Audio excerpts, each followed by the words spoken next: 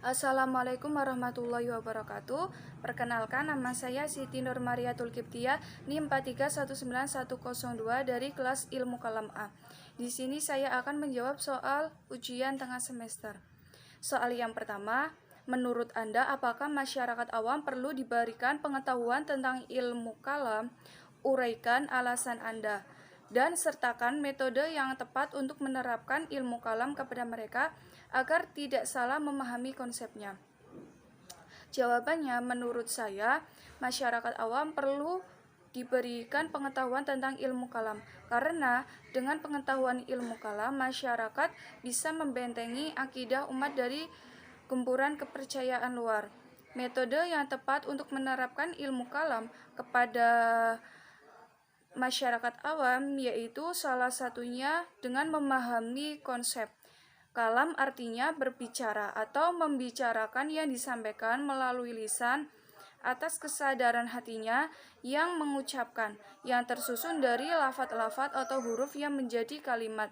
Jadi metode yang tepat adalah pengenalan makhorijul huruf yang sesuai sifat-sifatnya sebagai modal dasar memahami ilmu kalam. Yang kedua, soalnya yaitu analisa korelasi, komparasi, dan persamaan ilmu kalam, ilmu filsafat, dan ilmu tasawuf. Jawabannya, korelasi dari ilmu kalam, ilmu filsafat, dan ilmu tasawuf yaitu ketiga ilmu tersebut membahas masalah yang berkaitan dengan ketuhanan.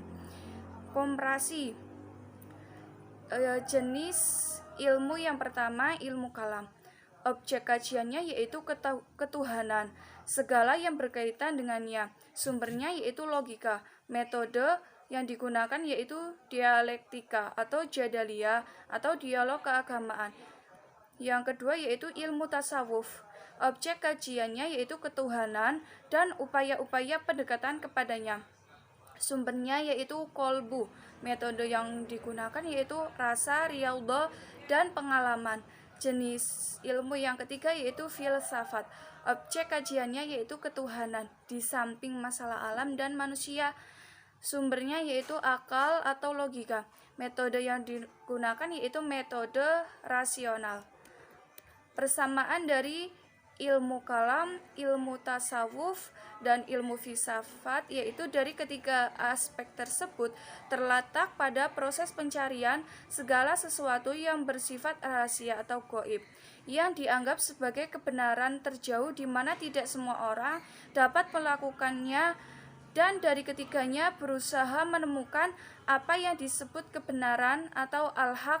Kebenaran dalam tasawuf berupa tersingkapnya kasyaf, kebenaran sejati Allah melalui mata hati. Tasawuf menemukan kebenaran dengan melewati beberapa jalan yaitu makomat hal atau stek, kemudian fana. Kebenaran dalam ilmu kalam berupa diketahuinya kebenaran ajaran agama melalui penalaran rasio, lalu dirujukan kepada nas atau Al-Quran dan hadis. Kebenaran dalam filsafat berupa kebenaran spekulatif tentang segala yang ada atau wujud, yakni tidak dapat dibuktikan dengan riset empiris dan eksperimen. Filsafat merupakan kebenaran dengan mengungkapkan akal budi secara radikal, integral, dan universal. Soal yang ketiga yaitu dengan bahasa yang sederhana, tulislah pemikiran aliran Khawarij, Murji'ah, Jabariyah, Qadariyah, Mu'tazilah, dan Asy'ariyah atau Maturidiyah. Kemudian, dari analisa Anda, aliran manakah yang paling mendominasi di negara Indonesia dan mengapa aliran tersebut diterima? Jawabannya, menurut saya, pemikiran kalam Khawarij. Iman bukanlah pengakuan dalam hati dan ucapan dengan lisan semata, tetapi amal ibadah juga merupakan rukun iman. Barang siapa yang tidak mengerjakan sholat, puasa, zakat, dan lain-lain makanan tersebut telah menjadi kafir. Pemikiran kalam Murji'ah. Iman adalah tasdik atau pembenaran saja atau pengetahuan hati atau ikrar. Iman adalah mengetahui Tuhan, sedangkan kafir adalah tidak tahu Tuhan. Sholat bukan merupakan ibadah kepada Allah. Yang disebut ibadah adalah iman kepadanya dalam arti mengetahui Tuhan. Begitu pula zakat, puasa, dan haji bukanlah ibadah, melainkan sekedar menggambarkan kepatuhan. Kemudian pemikiran kalam Jabariyah. Kalam Tuhan adalah makhluk. Allah Maha Suci dari segala sifat dan keserupaan dengan manusia seperti berbicara, mendengar, dan melihat. Pemikiran kalam Qadariyah. Kaum Qadariyah mengatakan bahwa Allah itu esa, dalam artian bahwa Allah tidak memiliki sifat-sifat azali, seperti ilmu, kudrah, dan hayat. Menurut mereka, Allah mengetahui semuanya dengan zatnya dan Allah berkuasa dengan zatnya, serta hidup dengan zatnya, bukan dengan sifat-sifat kodimnya tersebut. Mereka juga mengatakan kalau Allah punya sifat kodim tersebut, maka sama dengan mengatakan bahwa Allah lebih dari satu. Pemikiran kalam Mu'tazilah.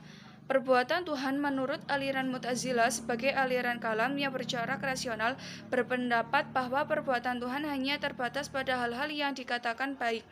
Namun bukan berarti Tuhan tidak melakukan perbuatan buruk. Tuhan tidak melakukan perbuatan buruk karena Tuhan mengetahui keburukan dari perbuatan buruk itu. Pemikiran kalam Asy'ariyah.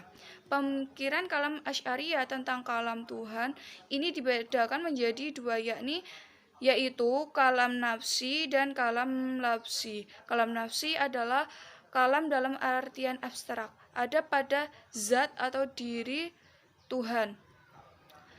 Kemudian kalam labsi